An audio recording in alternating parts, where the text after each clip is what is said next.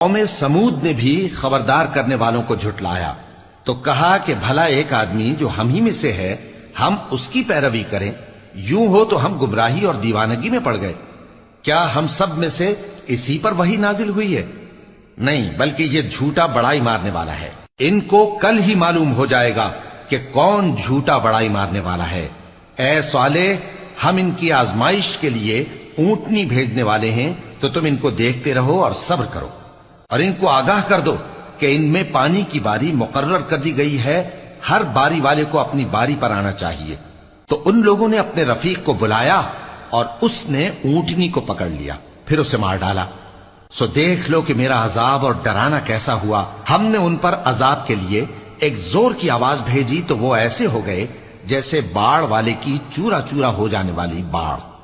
اور ہم نے قرآن کو سمجھنے کے لیے آسان کر دیا ہے، تو کوئی ہے کہ سوچے سمجھے؟